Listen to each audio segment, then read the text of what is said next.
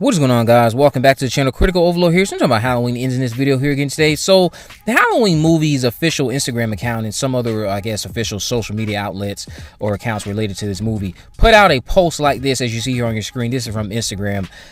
Halloween night, 1978, the night he came home, and now it ends. Watch the final Halloween trailer tomorrow. So I was confused at first because I'm like, are they talking about for the re-release of 1978? But no, I guess they're talking about the final trailer for Halloween Ends, and that's what you should expect tomorrow at some point later in the day or early on in the day. Now, I tried to see if this could be validated in some sort by also going through like the Alberta film rating system, because there are some rating systems out there that will start to list trailers and a runtime for said trailer prior to them coming out, but that's not always the case, and it doesn't appear to be the case here. And I don't actually think it happened with the first Halloween teaser either. I might be mistaken. Actually, no, it did happen with that teaser. I believe it did. But I don't see anything so far for this one. But I guess we're going to get a final trailer for Halloween Ends tomorrow. And I know a lot of you are like, oh, they've shown too much, or they need to stop because they've already released the clips.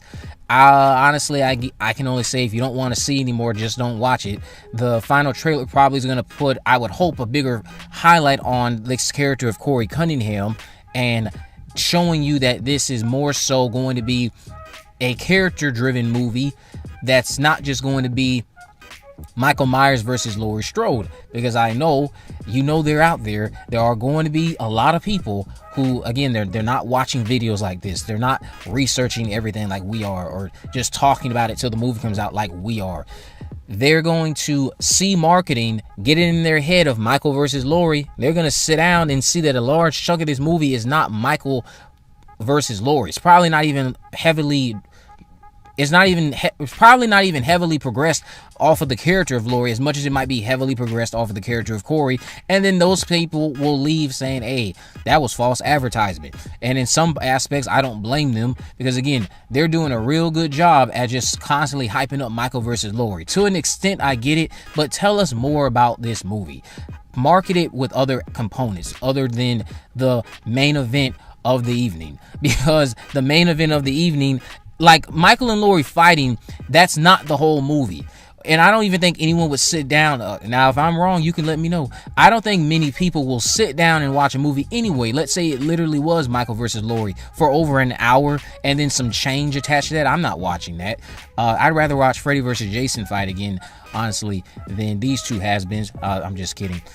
But I did get to rewatch that clip for the third clip that I talked about in my other video that I didn't get to mention it in depth because I hadn't watched it. It was the clip between Laurie and Corey talking. With those two talking, it backed up what I was also saying again in my last video. I guess Laurie is the one who brings Corey in some fashion. So is she bringing him in out of compassion at first early on because she sees somebody who maybe reminded her of how Michael Myers was, but then by watching him from afar and seeing how the town of Haddonfield mistreats him and seeing that he's doing nothing wrong in return, she starts to feel for the guy and says that, hey, you know what, they need to leave him alone. Let me be a light at the end of this dark tunnel that he's currently trapped in, because he's being accused of something he was proven innocent of, and the town just hates him because they see him as the next boogeyman, and I don't want to be a part of that problem. I want to try to be a light for him. But then along the way, Corey, again, he starts acting fugazi. He starts doing all this weird stuff. He starts probably messing it up with Allison after she probably gets those two together, and she's like, hey bro, I don't want you near my granddaughter anymore. Then it leads to a scene like that occurring where he's arguing with Laurie. Laurie's arguing with him, telling him to stay away from Allison, and I think his line was, if I can't have her, no one can. I mean, the first person I thought of when I heard him say that, and that's a line I know we've heard from plenty of people, but because Scream 5 is so recent, when Corey said that, I instantly just smiled because I was thinking about Jasmine Brown's character of Mindy Meeks Martin and her line when she was using that towards I can't think of his name, from 13 Reasons Why, towards Dylan Minette's character of Wes in Scream 5. So that scene and the performances, from what I was seeing, it looks like, again, performance-wise, Halloween Ends is going to be something that continues to deliver on, or in the performance department. Even though, again, I would say that in Kill's performances were lacking. They weren't atrociously bad or anything, but certain performances were better than others. So far from the footage that's been released of Ends, it looks like everyone will always be on their A game. Specifically, I think Andy Matichak might be the standout here. I think Andy Matichak is going to do amazing work as the character of Allison this time, if the movie does indeed focus more on her and her relationship with Corey and her evolvement over time, or evolution over time in this movie, as she learns that Corey isn't the guy who she was in denial about, and other components related to how she might be coping with the death of her mother, her father, her ex-boyfriend. So the final trailer apparently is dropping tomorrow. What could it showcase? The final trailer could honestly showcase, again, more of Corey. You could see more looks at this kitchen brawl.